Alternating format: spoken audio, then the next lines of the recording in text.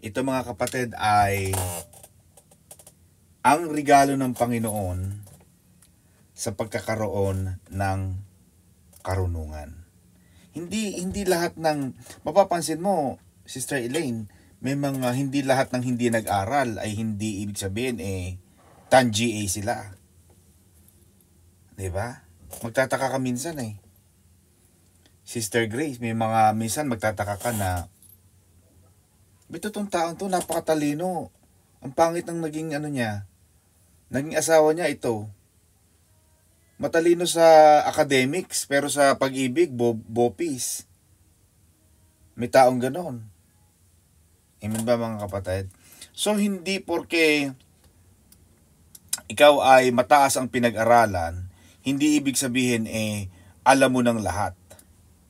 Ano ang kahalagahan ng taong may karunungan? Isa sa mga itinuturo mga kapatid ng Proverbs chapter 2, at ito ang ating magiging aralin ngayon, ay ang pagkakaroon ng protection. Pag-aaralan natin yan mga kapatid. Napakaganda nito. Now, nabasa na natin yan,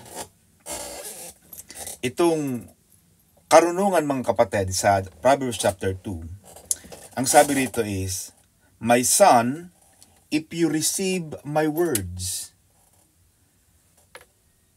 Itinuturo ni Solomon sa kanyang anak na dapat tanggapin if you receive my words. Kaya nagtuturo siya sa kanyang anak. Yung receive na yon mga kapatid ay salita na nagsasabing dapat yung mga turo at aral sometimes cannot be used immediately. May mga turo ang mga magulang natin. Minsan di natin naiintindihan Kaya minsan minsan namamalo sila kasi hindi natin nakukuha yung dahilan nila Until such time na lumaki na tayo. Amen ba mga kapatid? Pag lumaki na tayo ay tumanda na, doon na natin nare-realize na, tama pala yung mami ko. Tama pala ang tatay ko.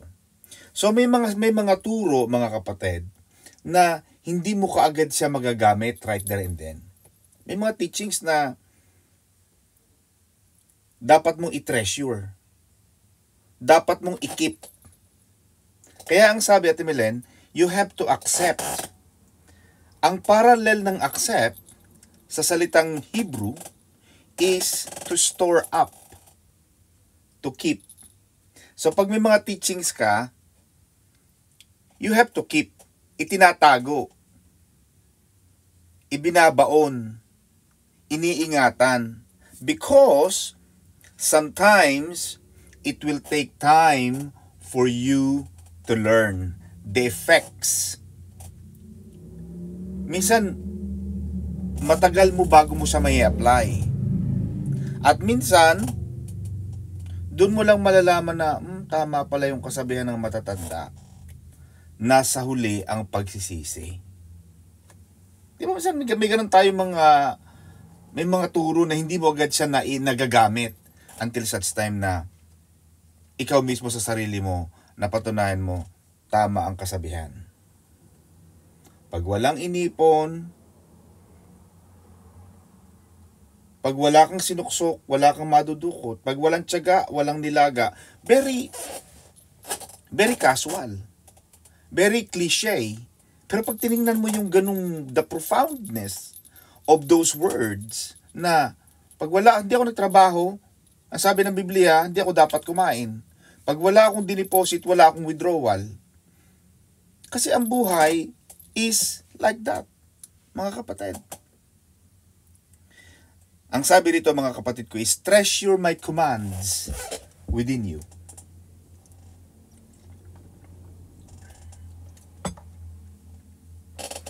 Sabi ng Biblia, kailangan mong i-treasure. Kailangan mo siyang ingatan. Yung mga utos, yung mga instructions ng Panginoon.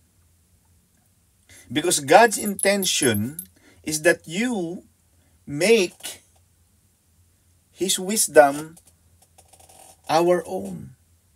Ang gusto ng Panginoon, yung karunungan na nakukuha natin sa kanyang mga salita, kailangan talagang sarilinin natin. At makukuha natin yan, mga kapatid, sa pamamagitan ng pag-aaral ng Biblia. Kaya ang sabi sa Bible, faith comes from hearing and hearing the Word. Hindi mo yan pwedeng, pagka mag-attend ka kaya, tas sabihin mo na lang sa akin yung topic. Anong topic nyo? Kaya pag minsan, diba, pag nagbalik na lang Sister Grace Ann, umuwi na yung mga tao, pag bumalik, anong topic? Ang topic, ang ganda. Ang topic about prodigal son. Alam po na yan. Prodigal son lang yun. Yung batang di ba? Oo, alam po na yan. Pero yung nag-attend, Ate Melen, maganda yung nakuha niya. May nakuha siya kahit papaano. Kung nakikinig siya, assumingly. Kaya yung karunungan, Sister Edith, hindi mo pwedeng sabihin sa iba na ikaw na lang ang mag-attend. Sabihin mo na lang sa akin. Hindi pwedeng ganon. Nobody is to know the commands of God except you. Nobody but you.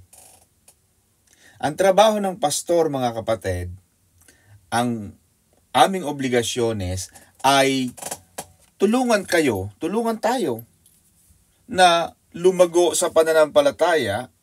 Pero, Sister Grace Ann, the words of God must be our own. Kailangan sarilinin mo yan. Ikaw mismo ang magtatago ng salita ng Diyos sa iyong puso. You have to keep it within you. Kaya yun ang sabi, Ate Milen, and apply your heart to understanding. Kapag ikaw ay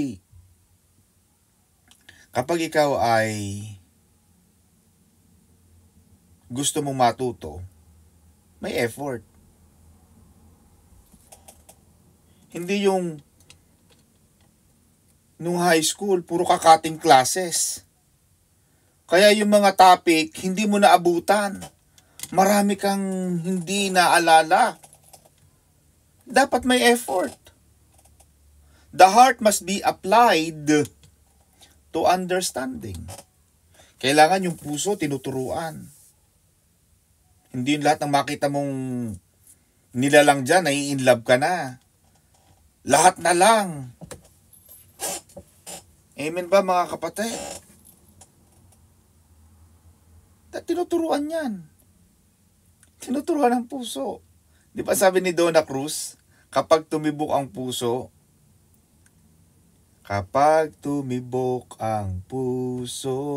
wala ka nang magagawa kundi sundin ito.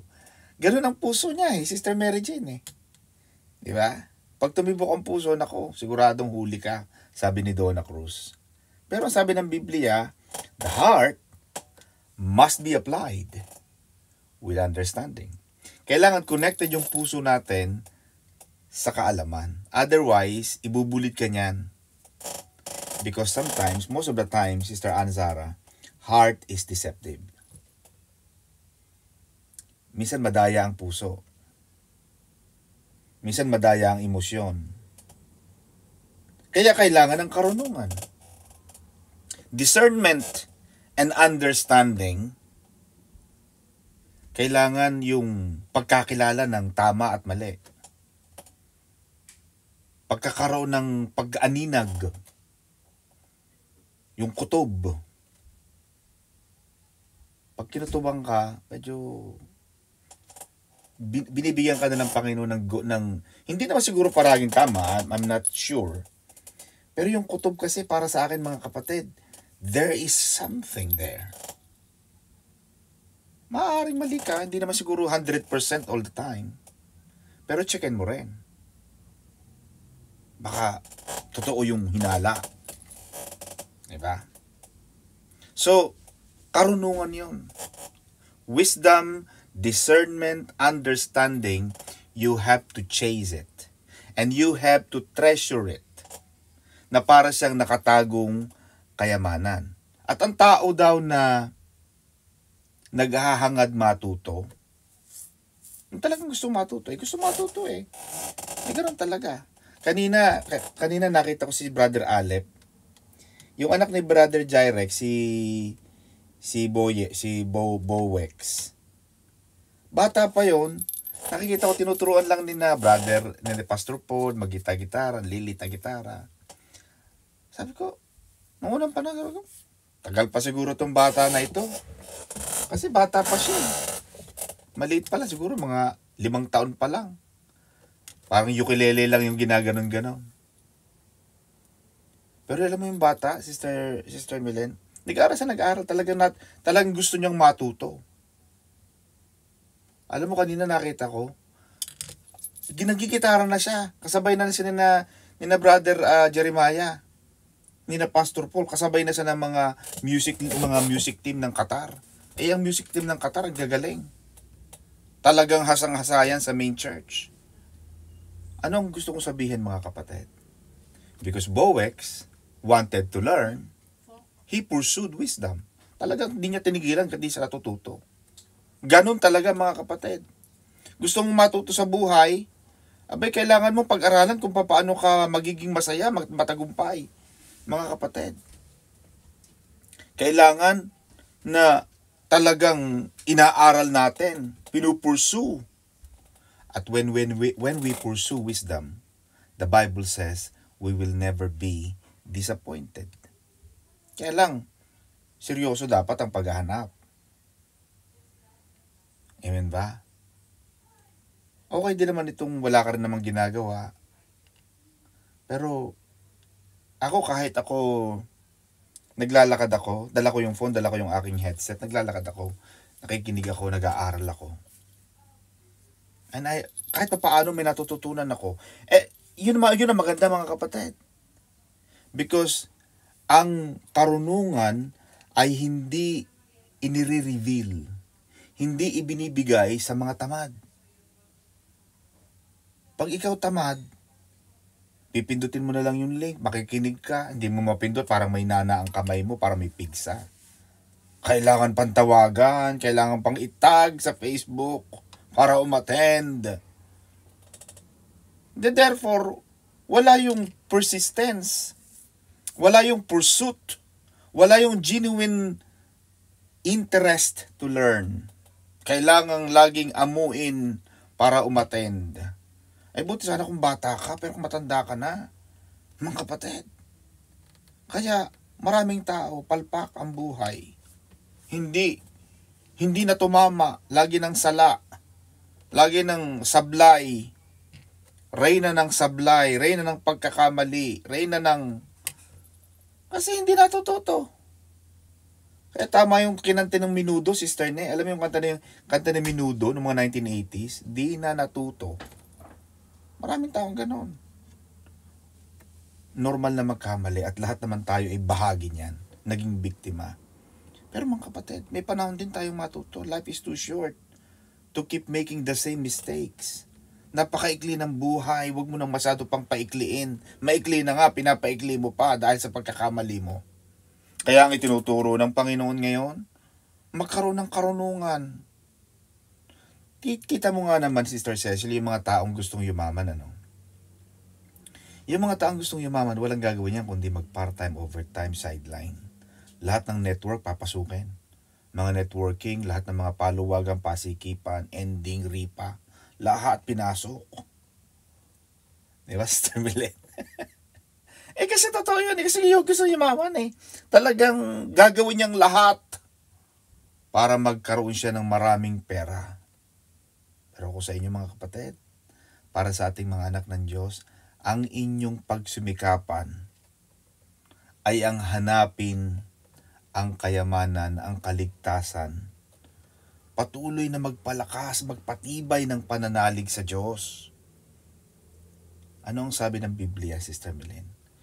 Yung kayamanang hindi nananakaw, kayamanang hindi nasisira, kagaya nung yung taong walang ginawa kundi magpayaman, walang inagaman kundi papaano kikita, talagang yumayaman siya. Ganon din tayo. Nang hanapin natin mga kapatid ko, ay kung papaano natin mapapalakas, papaano natin mapapanatili yung gigil at init natin sa ating pananampalataya. Amen ba mga kapatid ko? Then sabi ni Solomon, then you will understand the fear of the Lord. Kapag may karunungan ka na, matututo ka, magkakaroon ka ng takot sa Diyos. Kasi sinabi ni Solomon that the fear of the Lord is the beginning of wisdom. Proverbs 1:7. Pero ngayon, sa Proverbs chapter 2, itinuturo niya mga kapatid that without the effort to seek out wisdom, talagang dapat ka laging mag-attend. Kaya Sister May, baby, bakit kayong gagaling nyo sa Bible? Bakit parang alam mo lahat? Well, talagang pinagsisikapan. Amen ba? Gusto mong maging magaling? Di, hanapin mo yung karunungan na yun. Para magkaroon ka ng takot sa Diyos. Kaya kapag ang tao ay hindi marunong, lapastangan sa Diyos. Ang taong kulang sa karunungan, hindi natatakot sa Diyos. Kasi wala siyang alam eh. Pero ang taong marurunong, ayaw ng Diyos nito. Ayaw ng Lord nito. I think yesterday, one of our devotions at Milen was about loving your neighbors. Pagmamahal sa kapwa. Nagpagawa kami ng wardrobe. Yung aming cabinet maker, taga-Ukraine. Ang ganda ng pagkakagawa niya ng wardrobe. Sabi niya, bigyan mo naman to ng ano. Wag na, kasi laki ng kinita niya sa atin eh. Laki ng binili natin dyan. Pero alam mo, nandun yung nagbigay ako.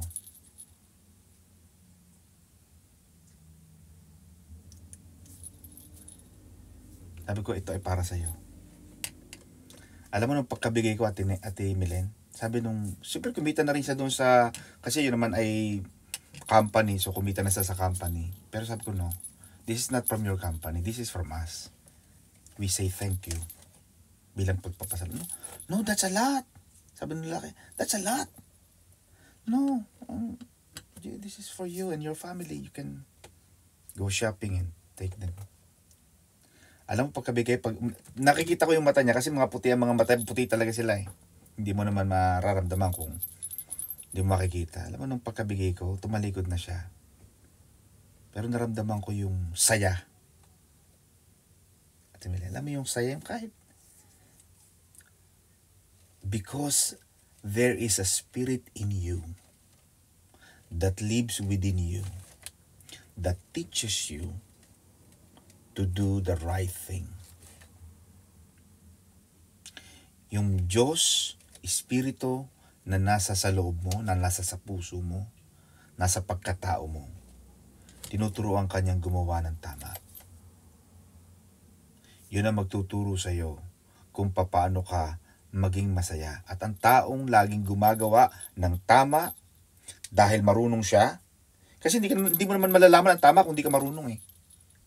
Di ba? Malalaman mong, ay, dapat ito ang gawin ko.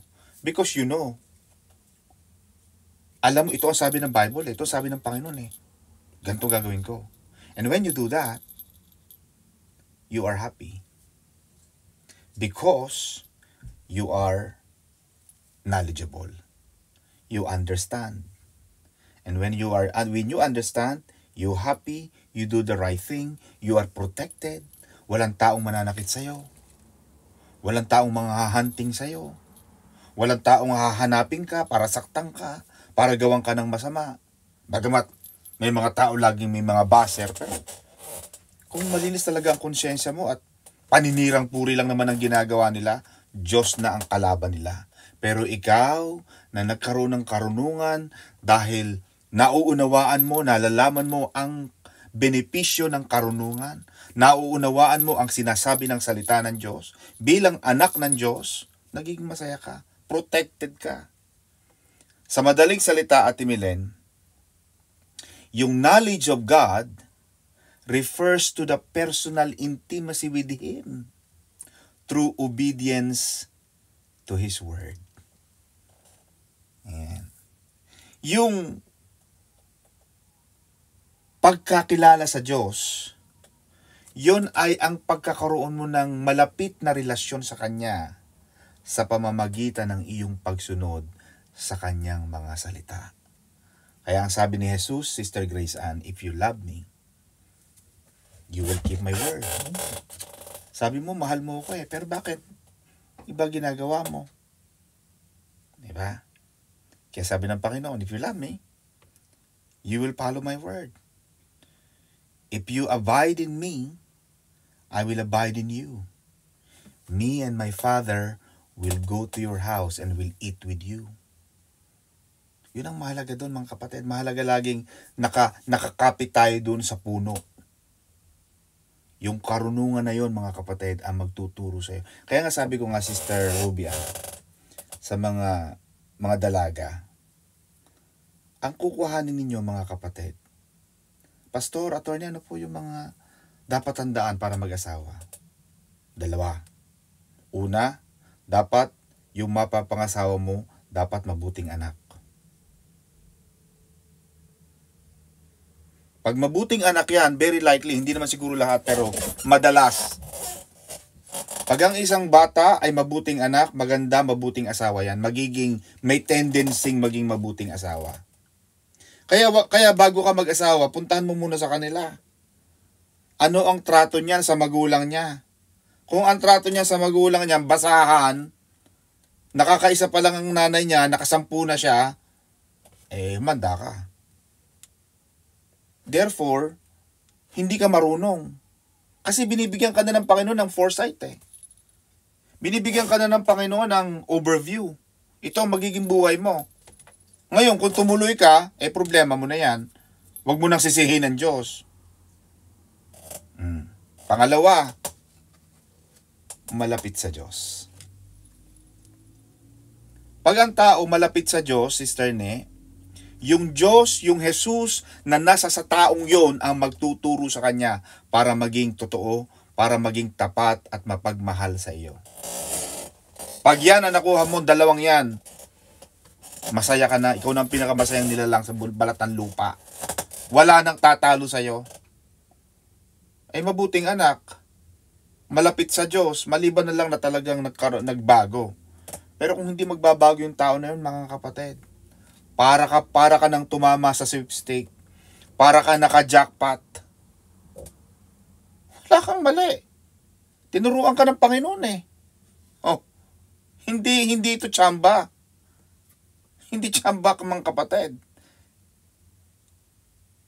Ang karunungan ay hinahanap. Para maging marunong, naghahanap ka ng paraan para maging mas marunong. Kaya, yung pagkatakot sa Diyos ay ang pundasyon ng karunungan. Takot ako sa Diyos Hindi ka magkakamali, hindi ka gagawa ng masama, kasi takot ka sa Panginoon. Mahal mo ang Panginoon. Ayaw mong makulong, ayaw mong mapreso, ayaw mong mapa-NBI ka, ayaw mong arestuhin ka ng mga otoridad, hindi ka gagawa ng masama. Bakit? You are guided by the principles of God. Kaya tama ang sabi, Sister MJ, thy word is a lamp. Kaya pag ang isang tao ay may dalang salita ng Panginoon, daladala niya yan, lagi nakikinig, araw-araw nakikinig. Daladala niya ang salita ng Diyos. Yung salita ng Diyos na yun, Sister Grace Ann, ang magiging tanglaw niya sa paglakad niya sa buhay. Kaya ang tao naliligaw kasi minsan di na nag-a-attend ng church. They don't go to church. They just rely on their own understanding. Kaya kita mo yung kanta ni Gary B, Di ba? Do not lean in your own understanding. But the Bible says, this is the Edith. Trust in the Lord, and He will crown your effort with success. Kaya ang taong nagtatagumpay, lahat ng bagay sa buhay niya, Panginoon, I leave it all up to you. Panginoon, gagawa ako nito. Panginoon, samahan mo ko. Panginoon, let's go. Holy Spirit, let's go. You always rely. You always ask on God. Kaya sabi ni Moises, Sister Ne, Panginoon, kung aalis din lang kami sa lugar na ito at hindi ka namin kasama, huwag mo na kaming paalisin. Mahalaga kay Moises because Moses understood the principle that what is life without God.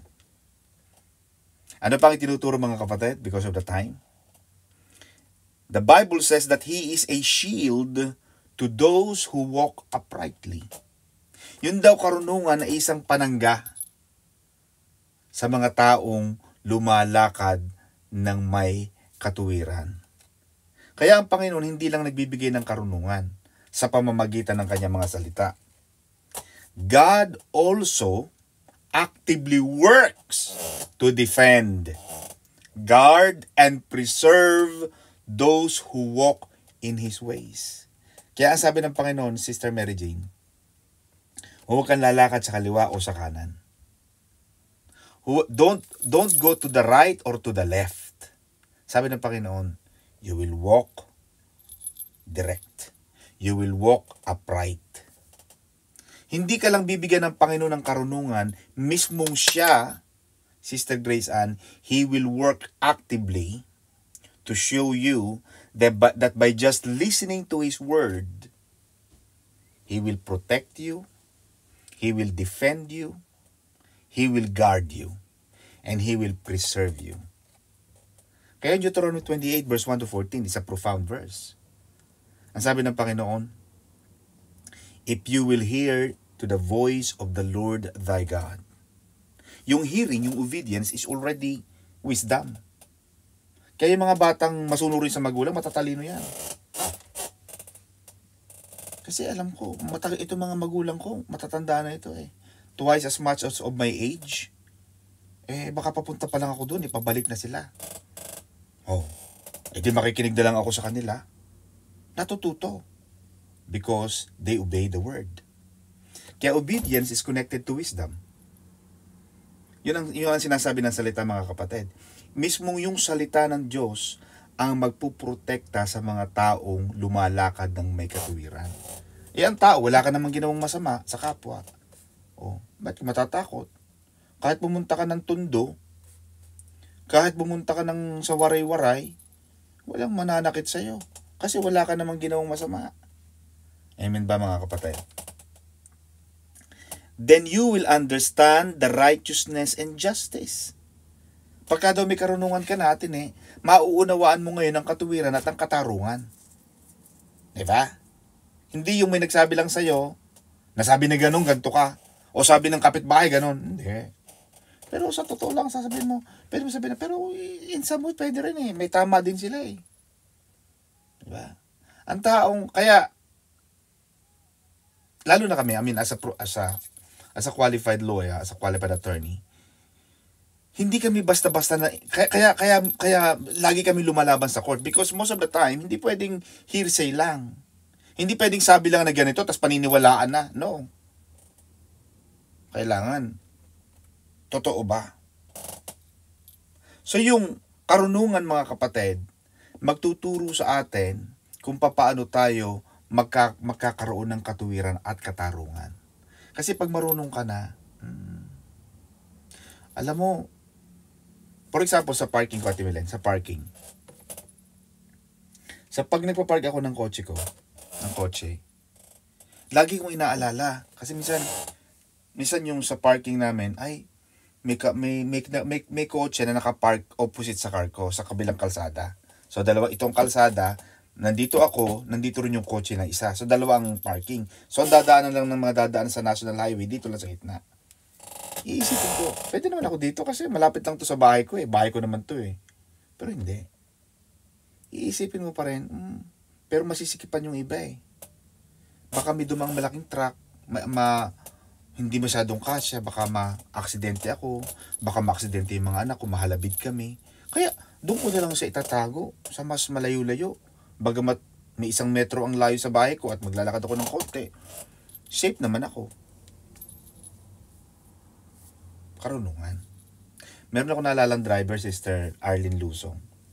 Yung driver ng jeep, bata pa ako sa mga high school. Sabi ng driver, nandun ako sa unahan ng tabi ako ng driver, sabi ng driver, ay grabe itong kasalubong natin mali siya. Kita ko natin Milen, mali nga yung kasalubong niya. Pero dahil tama itong tama kami, tama yung jeep na dinadala ng katabi kong driver, tama siya, nasa tamang linya siya, hindi siya mali sa linya niya. Talagang gabuhok na lang siguro. Naramdaman ko na atimilin yung halos nagpanama na yung kanilang mga tingganang, yung, di ba, yung gulong, halos nagtama na yung tingga noon. Biro mo kung na-aksidente ka. Dahil lang sa maling disposition mo sa buhay. Hindi, tama ako Kahit magkamatayan tayo dito, tama ako Teka muna kapatid. Oo nga, tama ka, nasa tamang linya ka. Pero kung yan naman ang ikamamatay mo, tumabi-tabi ka. Karunungan yun Bakit may paglalaban? Bakit mo itataya ang buhay mo sa isang prinsipyo na tama ka lang? Mag-isip ka. Kung yan ang ikamamatay mo, kapatid, ikaw na lang. Ikaw kung isama. Buti sana kung siya lang ang dami niyang sakay. Nakukuha niyo mga kapatid ang sinasabi ko. Kaya yung pagka ikaw ay nagkaroon ng understanding, it brings righteousness. It brings justice. Kasi marami mga wrong ideas. Lalo na ngayon, puro hugot. Diba? Sa Facebook, Sister Arlene, maraming hugot. Pero minsan di natin alam kung talagang tama o mali. Basta maganda lang sa pakinggan. Kaya, but with the right understanding, based on the words of God, mismong Diyos ang magtuturo sa'yo kung yung nababasa mong hugot ay tama or base sa salita ng Diyos. Kaya dapat ang magiging barometer mo, ang magiging pinaka-main textbook, main reference sa buhay, is the book of the Bible. The Bible itself.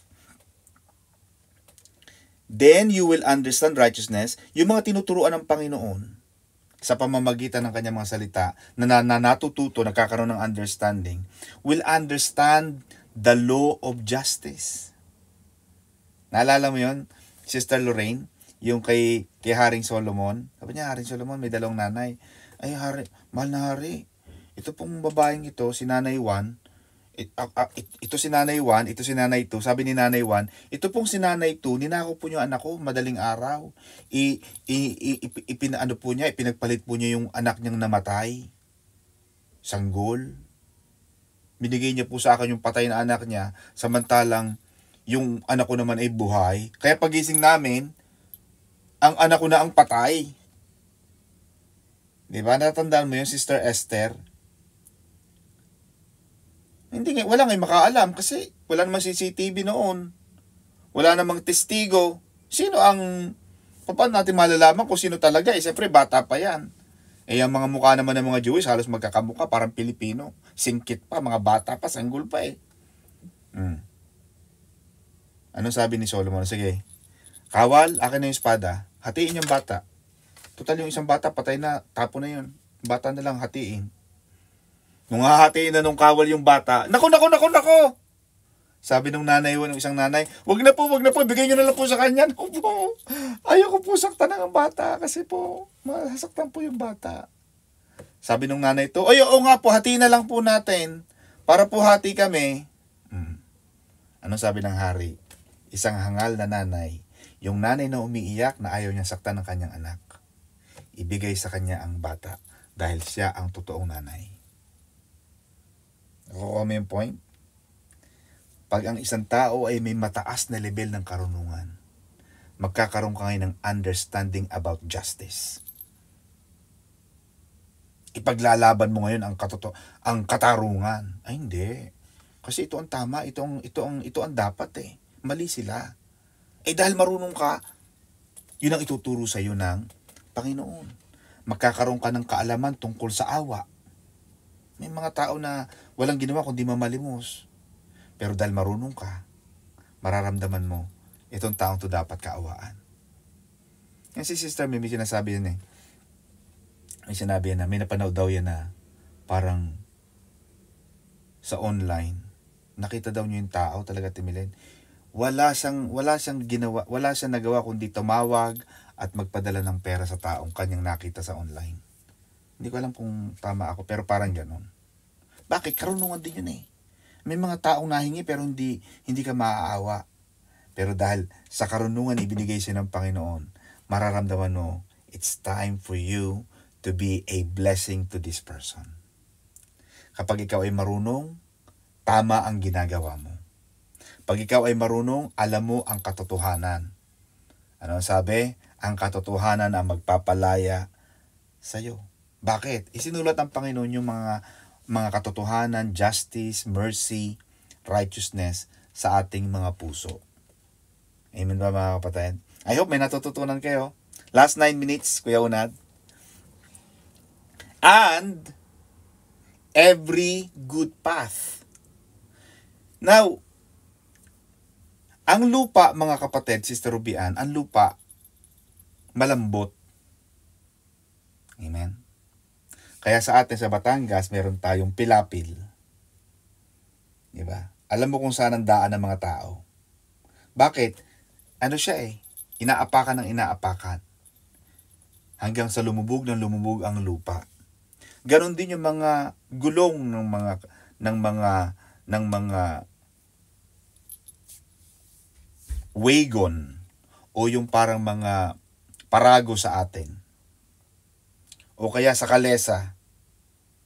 Diba? Yung gulong niyan, pag dumaan niyan sa lupa, Sister Milen, nagkakaroon ng bakas. Yung bakas na yung dinaanan na yon, nagkakaroon ng trail. At ang tendency, Sister Eugenia, kapag ang lupa ay may bakas na, pag laging dumadaan ng mga tao, nagiging pathway na siya. Na ang tendency, they are being followed. Sinusunod na siya ng mga tao.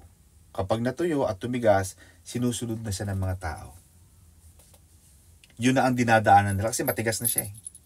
Hindi ka na maghahanap ng ibang daan kasi, ay, subok na yun eh. Matigas na yun, doon ako dadaan. Ano gusto kong sabihin mga kapatid? Tayo ay gumagawa ng bakas. We are the trendsetter. We are making tracks, path for our life. Tayo ang gumagawa ng mga bakas sa ating buhay. At yung karunungan mga kapatid, wisdom helps us to make good and useful path. Yung karunungan na natututunan natin, yun ang nagbibigay sa atin, yun ang gagawa sa atin ng paraan upang makagawa tayo ng magandang habit. Ay anak ha, bago matulog, kailangan nagbabasa tayo ng Bible. Kailangan prayer tayo. Kailangan ganito. Ay mga kapatid, ng mga bata kami. Sister Erlinda, talagang alasing ko yan. Hindi kami pwedeng hindi gigising. Gagarimbaling ka ni Pastora. Si Bishop, hindi eh. Ang gagarimbaling ka talagang kung kailangan sirain niya yung pinto dahil hindi ka nagising, pag hindi ka gumising, papaluin ka niya. Bumangon ka. Magpipray na tayo. Kababata pa naman, kasarap-kasarap pa pang matutulog. Oh. Pag Pasko, bagong taon, Sister Lorraine, Pasko, bagong taon, nagsisimula kami ng pagbasa ng 8 o'clock. Yung ang mga tao ay halos masayang-masaya na, nagkakain na, 10 o'clock, 12 o'clock, mid-noche buena na, medianoche na. Tatatapos ang Bible reading namin alas 4. Doon pa lang kami kakakain. So imagine mo yung haba, from 8 to 4. Because we are reading from Genesis to Revelation. Ganun kami pinalaki. Hindi ko na naman, masyado naman tayong tama na naman yan. Ang tagal-tagal na natin nagbabasa. Hindi pa ba natin sa ulado yan? Anak, hindi. Ito ang panata natin sa Diyos. Alam mo, inuunawaan ko yun. Ang ganda pala ng ganon. Kasi lahat ng lugar namin, sister, lahat ng pati mga dirty kitchen namin, pinupuntahan namin yan. Nagbabasa kami doon ng Word of God. Pupunta kami sa taas, pupunta kami sa ganito, pupunta kami sa ganon. Lahat yan, mga kapatid, binabasa namin ang salita ng Diyos. At yung karunungan na yun, mga kapatid, yun ngayon ang dinadala ko sa aking mga anak. Yun ngayon ang dinadala ko sa inyo mga kapatid ko. Yung natutunan ko sa kanila na maganda, pinapasa ko sa inyo. Na hopefully, magaya natin. Siyempre, gagaya na rin lang tayo. Di yung maganda na. Kaya yung karunungan, mga kapatid, yun ang nagbibigay sa atin ng mga magaganda at mga useful habits na pwede nating ituro sa ating mga anak. Amen? Palakpakan natin ang Lord, mga kapatid. At hanggang doon na lamang tayo, Sister Milen, for now. Because ayoko masyado tayong mahaba na hindi na natin ma-enjoy ang ating the rest of the evening. Pagpalain kayo ng Panginoon, mga kapatid. God bless you.